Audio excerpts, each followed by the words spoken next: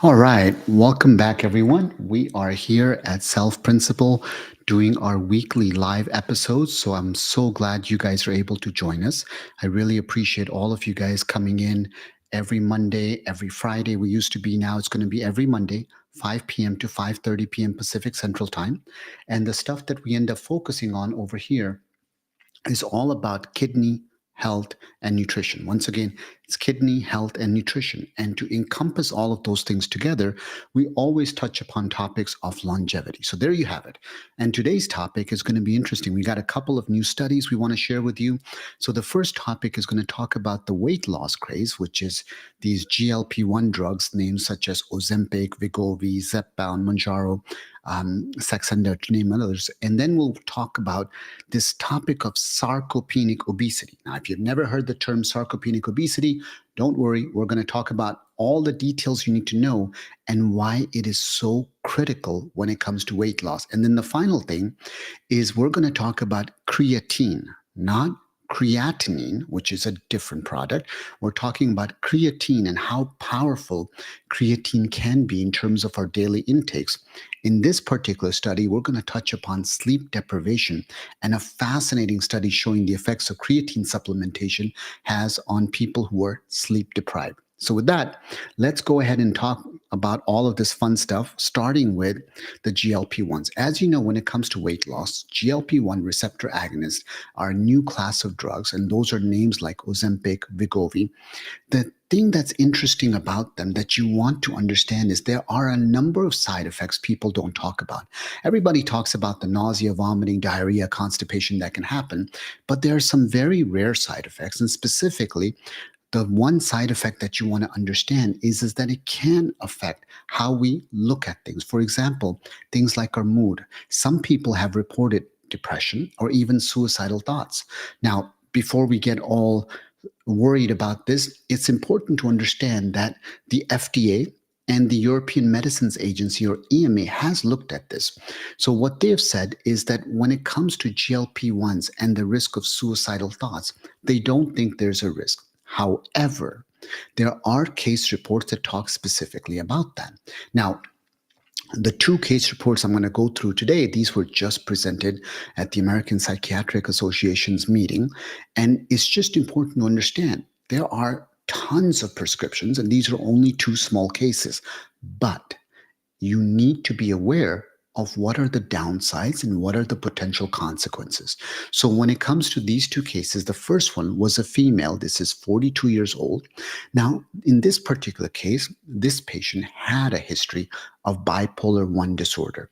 Already had PTSD. She had significant obesity. They call it morbid obesity and type 2 diabetes. Now, because of all of her issues, and because specifically around her psychiatric history, she wasn't deemed to be a candidate for bariatric surgery, so they started her on Ozempic. 3 weeks into Ozempic, what happened was that she developed a lot of behavioral issues. She had delusions. She even tried to self strangulate. And as soon as they stopped the semaglutide, Ozempic in this case, what they saw was that those symptoms slowly went away. The second report is a male patient, 72 years old, very high functioning prior to starting semaglutide, was started on semaglutide for type 2 diabetes. Now, it's also important to point out this patient had a history of depression and had other things like hypothyroidism going on. In 6 weeks after using semaglutide on a weekly basis, his wife reports that he had essentially manic type episodes. And so he basically become almost obsessed over things and felt that, his neighbors, and he was delusional in the statement that his neighbors were dead and other comments. Same thing, they stopped the GLP-1 and he got better. Why does this matter? Because as you're looking for treatments, you always want to understand not just the benefits, which is around weight loss, you also want to understand the side effects, things like gastroparesis or slowing down how food moves through your stomach. In animal models, there was a very small chance of thyroid cancer. Haven't seen that in humans. But when we talk about weight loss should be a lifelong journey. and not just a diet or a short term solution. And medications are just a tool. It doesn't mean that medications are bad, and it doesn't mean that medications are good. You just want to know about it. But what becomes really important with weight loss is understanding that when you're talking about obesity treatments, there's a very important term to understand, and that is this idea of what's known as sarcopenic obesity. It's a fancy medical term, but what it really means is that every time you lose weight, you don't just lose fat. Now, this seems obvious that you're losing muscle, but muscle is supporting the bone, and so you're losing muscle and bone as you're losing weight. What's the problem? When you go through your yo yo cycles of losing weight and gaining weight, you lose weight and you're losing muscle with it and some bone. When you're putting the weight back on, though, you're replacing it with mostly fat, almost entirely fat. So, what's the challenge? Well, as you continue to do these cycles over and over again, meaning losing weight, gaining weight, losing weight, gaining weight, you keep replacing the muscle with more fat, replacing the muscle with more fat.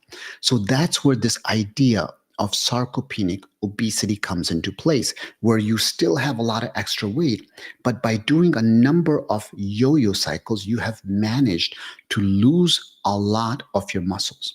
So, what are things that you can do? Well, first thing is having a good diet makes a big difference. So, as you know, on this channel, I've always promoted a plant based diet. A lot of people are worried that they might not gain muscles or anything like that, but you can. You just need to make sure you're lifting weights with it. But a plant based diet is a low acidic diet. In other words, it's an alkaline type diet. And we know that in kidney disease, it can make a tremendous difference, and so can in a number of other diseases. In terms of protein intake, if you want to build muscle, protein intake should be around 1.2 grams per kilogram per day of ideal weight. The range is 1.2 to 1.6. This is in people who do not have kidney disease. Once again, this is in people who don't have kidney disease. In people who have kidney disease, of course, we recommend 0.8, 0.6 to 0.8 grams per kilogram per day. But people without kidney disease and who are looking to preserve or build muscle, 1.2 to 1.6 grams per kilogram per day of ideal body weight, not your actual body weight. So if somebody is 300, 400 pounds, you actually need to not eat that amount of protein. You need to base it on ideal body weight. Now, let's get into our final topic, which I think is probably one of the most interesting and important topics, and that is creatine, not creatinine. Remember, creatinine is a waste product that's generated by your muscles. It's found in the blood, and that's how we measure kidney function indirectly. Creatine inside your body can convert to creatinine. But creatine itself has been around for a long time. The amazing part about creatine is all the benefits. It can help with muscle recovery, it can boost water into the cells and help to have muscle growth. You can actually produce more energy via ATP. But the best part, and the part that most people don't understand, and why I myself take creatine, I don't take creatine because I'm trying to be a bodybuilder. I take creatine because it actually helps cognitive function. If you look at diseases like Alzheimer's, if you look at epilepsy, Parkinson's, there's some very interesting research that shows that it can actually slow down the progression of these diseases. Now, let's face it, we're all getting older. I'm going to be turning the big 50 this year. So, for me, more important than a lot of young people, I want to make sure that I'm doing everything I can to stay fit, to stay healthy moving forward, and to still be able to think clearly. I got two daughters, so I got to keep up with them. And this is why it's always so important for me to make sure I can keep up with them. And then what's cool about creatine is it can also help with fatigue and tiredness. Now, people who are on a plant based diet, this question always gets asked because there aren't any plants that have creatine in it. So, creatine is an animal based source, it's coming from that. But here's what people forget: as long as you're getting arginine and glycine in your diet, which you can absolutely do on a whole food plant based diet, arginine and glycine will lead down the pathway to having creatine produced inside our body. So the part that becomes really interesting is that every single day, you have essentially about 1.5% of your total stores of creatine in your body that get degraded. So if you're not replacing those, little by little by little, you're degrading those. And so what happens is because you have the ability to be able to produce this in your body, you want to make sure that you're still getting the arginine, you're still getting the glycine from food. And of course, you can take it as a dietary way, so you can add creatine to it. So that's the other way you can get creatine in is take a supplement. And that's what I do. So why does this become increasingly important? Well, let's look at what happens with people who are on dialysis or who have chronic kidney disease. What ends up happening is if you have chronic kidney disease or you're on dialysis, the rate limiting enzyme that will produce your creatine in your body is coming from the kidneys. And as your kidney health gets worse and worse, your ability to be able to produce creatine goes down. So, patients who have advanced CKD or who are on dialysis, what's important to understand is their level of creatine in their body goes dramatically lower. And why is that important? For all those reasons: the cognitive function, the health, keeping the muscle, because losing muscle is one of the best ways to have higher risk of death. So, for all those reasons, creatine becomes interesting and important. So, what's this got to do with sleep, and why is this new study so interesting and exciting? Well, what's interesting about creatine is that in a lot of people, the challenge always is when you take creatine, you don't get the effects right away. You really need to take a lot because it can take weeks and weeks to really build up in your system. And we know that creatine can help brain function. So, what happens in people who are sleep deprived? Well, sleep deprived, you act slowly, you can't remember things, you can't act things. So, if you're talking about those things, and you're talking about creatine, what does creatine do? So, there's a study just got published, really, really fascinating. And what they were looking for was what's the impact of taking creatine on people who are sleep deprived. They had 15 healthy subjects, 8 female, ages 23 plus or minus 2 years, and the range was about 20 to 28 participated, the rest were males. And what they did was to make sure the study was being done well, they actually had the participants stop their caffeine, stop any alcohol they were consuming at least 48 hours before they started this whole study. And so the idea was very simple. They gave them a lot of oral creatine because unless you're taking it every single day, it doesn't build up enough. So they actually gave them orally 0.35 grams per kilogram of creatine, and or they gave them the same amount as a placebo. So that's what makes this study good, is it's placebo control. So they gave them the creatine or the placebo at 8 o'clock, and then they measured all sorts of different tests at different intervals of time. So at 12 a.m., 2 a.m., 4 a.m. And they also made sure that they tested the creatine in their blood to make sure it was at an appropriate level. And so here it is where it becomes very interesting. What they found was that if you were taking creatine, you actually had an improvement in both how fast and how well you were able to perform on tasks. Now, the reason this is important is because there was a placebo control, and the placebo was essentially sugar. That's all they're really giving. So, comparing this to placebo, the folks that got creatine were able to do much better on cognitive tasks. And what was really interesting was that the effects of loading creatine, the benefits to the brain started as quickly as 3 hours, and they lasted up to 9 hours in this study.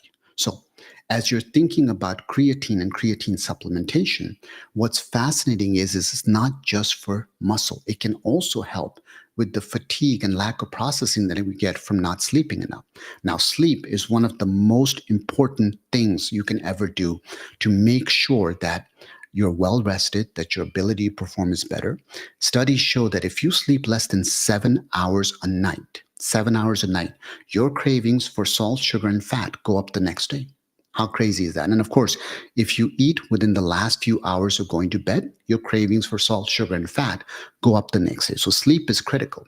But it's interesting that regular creatine supplementation can actually help to boost how well we perform up here.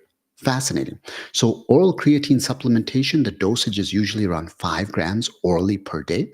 And when we look at the data behind it, there are so many benefits that we end up finding. So, lots of studies. There's a study back in 2003 where they gave folks 5 grams a day. This was 45 young adults. And it was basically folks that were mostly vegetarian to begin with, double blind, placebo control, crossover design. What did they find? They found that working memory in the people on creatine supplementation improved, 6 week study, and other matters of cognitive performance also improved. There's a study that was done in dialysis patients. They gave dialysis patients 5 grams a day of creatine versus placebo. Once again, double blind design. After 6 months, 60% of the patients on creatine had an increase in fat free mass muscle. And why is that critical? Because in our dialysis patients, they end up losing substantial amount of muscles, and muscle loss directly correlates to increased risk of mortality. So fascinating how a little bit of creatine can make such a tremendous difference overall. So there you have it, the studies around creatine, the studies around looking at weight loss medications and the impact on brain health, and of course, this concept of sarcopenic obesity. Let's go into the chat and let's see all of your questions. So now's the time to ask away any questions you have about any topic related to weight, related to nutrition, longevity, kidney disease. Just pop it in to the chat and we will go ahead and answer it for you. And so let's see. Carolyn said, waiting to hear what you say about sleep deprivation. Well, so, Carolyn, just remember sleep deprivation, not a good idea. You definitely want to try to avoid it as much as possible because of the fact that the more you are depriving you of your sleep. When I was in med school, I took pride in the fact that I could go 48 hours without sleep. It's a terrible idea. All your inflammatory markers, your ability to lose weight goes down. Brother Mike said fasting. So, Brother Mike, as far as fasting is concerned, the data shows that fasting compared to weight loss is the same in terms of outcome. But, and this is an important but, when it comes to fasting, what you want to understand is fasting is not about weight loss. Fasting has tremendous benefits when it comes to your gut bacteria, when it comes to inflammation, when it comes to data around being able to control your blood pressure.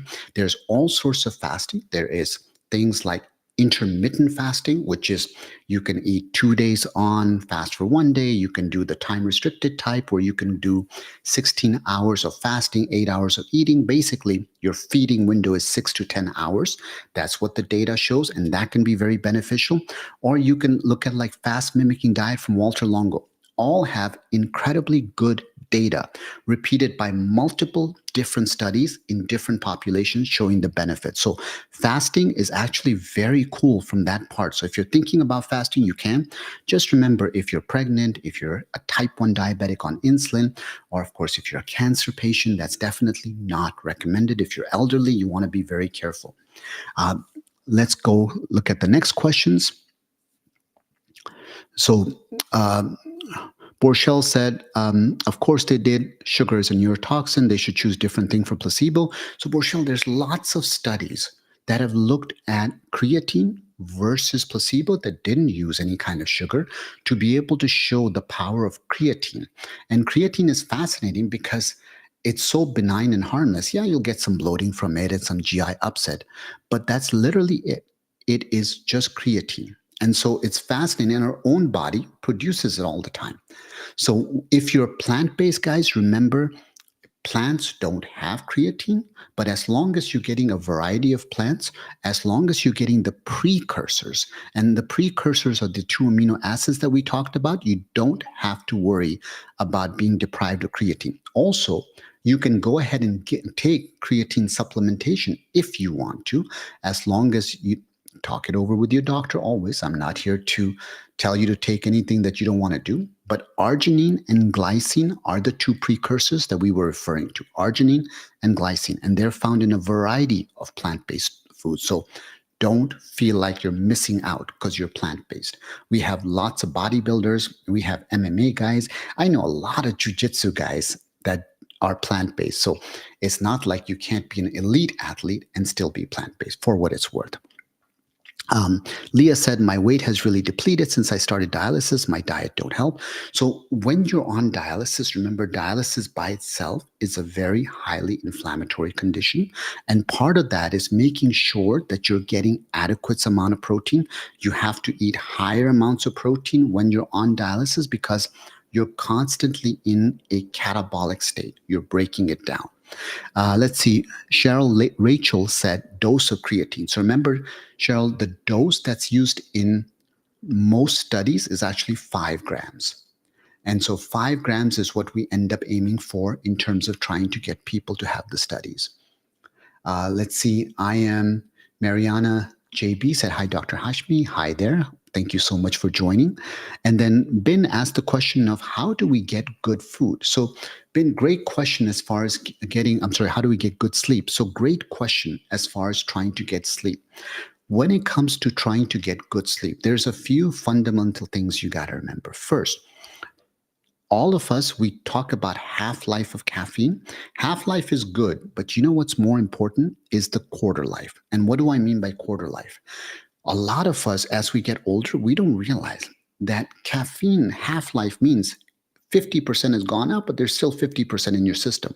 So what I tell my patients always is after 10 a.m., I know it sounds crazy, but try not to have caffeine because if you do, it will last in your system all the way to the point where you end up going to bed. So after 10 a.m., try not to do that. Number two is when you talk about sleep, it's very important to have a regimen, which means go to bed and start the regimen at the same time every day. So for example, I try to be in bed and lights out by 9:30, which means at 8 o'clock, I'm brushing my teeth, I'm getting the kids ready for bed, I'm doing all of those things as a wind down. Then I sit in bed and I try to read the latest news that's happening or whatever it is.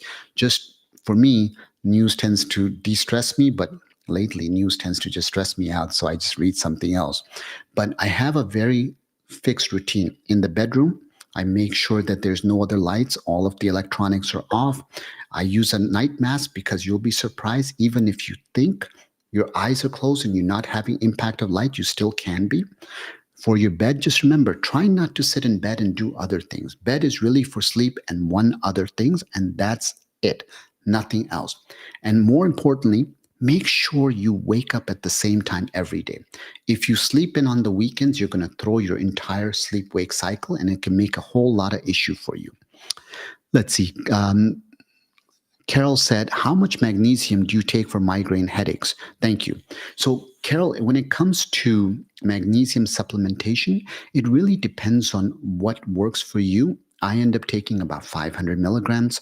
For magnesium, I take magnesium glycinate because, as you guys know, I have migraines. And what magnesium glycinate does, it actually helps to help you to relax and get better quality sleep. Now, magnesium in itself is great for migraines, but also part of migraines is making sure your sleep quality is good. All the migraine medications will help, but nothing will ever overcome the fact that you're not getting quality sleep. So focus on sleep as one of the key things you're doing. Annabella said, plant-based diet is the best, no side effect. So Annabella, that's plant-based diets are wonderful. Now, there are people, because of their cultural reasons, religious reasons, they can't do plant-based, and that's okay. Wherever you are, start somewhere, add more plants, and if you're able to come our way, awesome. But if you can't, we still love you and respect you, and it's okay. So plant-based diet, clearly, that's my bias. I'm biased because of all the research I've done and seen all the benefits as a kidney doctor, and that's why. Karen says, is the creatine you referred to a supplement or creatine protein powders? And should patients ask their doctors first? Patients should always ask their doctors first. You should not listen to anybody, myself included, on the internet and try to do what they're saying. Always run it by your doctor. And if your doctor is okay, you can take creatine as a supplement. Remember, most of the studies use 5 grams orally daily. Otherwise, Some of them did loading, but loading is very tough. You can just do 5 grams daily. But if you're going to do that, you want to make sure you'd run it by your doctors first. And let's see. One somebody asked the question: is it true that you feel more parched when you take creatine? Because I do feel it, but it could be just because I read it somewhere. No, it's actually true, because what creatine does is it will make you want to drink more water. Remember, it's going to hold on to water inside your muscle cells. So the answer is yes. And then also, what and the question was, what is the recommended amount of water intake for a 30-year-old? That's a great question. You know, water intake, and none of us drink enough water. But when you look at some of the formal recommendations, like IOM recommendations, they're actually quite high. And so, in general, a good rule of thumb is at least get 2 liters of water a day. That's a very good rule. And plain water. Don't get it flavored. Don't do anything. If you really want something in it, put some lemons or limes in there. That's the alkaline concept. And if you alkalinize the water, that's fine. All those waters they sell, like smart waters and everything, they said they're just expensive pee. You're not even getting it into the pee. It's just expensive, something else. But smart waters and all those, they don't have any actual benefit that you're going to end up having. They're just there for you to have. But honestly, good old water is literally the best thing. And if you watched last week's episode, we talked about microplastics. Remember, the whole concept is, as much as possible, you got to shift away from plastics in your house. It was an eye-opening thing for me to see how much plastic containers we have in the house. And worst thing you can do is microwave the plastics, because those microplastics, they leach out into your food, they leach out into water, and we're drinking them. And so this was the study that was looking at the correlation, not causation, but correlation or linkage to heart disease. And we also know, when it comes to kidney health, these same microplastics will go and deposit everywhere in the body, including our brain. So it's a very difficult conversation, because we still don't know all of the effects of plastics, but plastics do matter. And as much as you can, try to use paper plates and so forth, or other stuff, but move away from plastics. All right, let's go to the next question. Why is there a brown dot in my eye? Great question. I don't know. And it's out of my specialty. So I would advise you to definitely get that checked out. Uh, Ben said, do I need to take glycine? The answer is no, you don't need to take glycine. If you're somebody who wants to try creatine and your doctor is okay with it, you can try it and you can see if it works well for you. Its benefits are subtle, but if you're talking about brain health, those are, the studies were over 6 weeks. So it's not like you take it and a week later, you're like acing all your exams or something. That's not how it's going to end up working. Let's see. Other question is, why do some people have renal cyst? So renal cyst is tricky. A lot of people have them. It's natural after the age of 50. Most of us will develop them, but some people can develop not the simple kind, but they can develop complex cyst. And complex cyst, you have to monitor, because there's a small chance of them getting thicker and potentially turning into cancer. And that's why we watch them so carefully. And then let's see.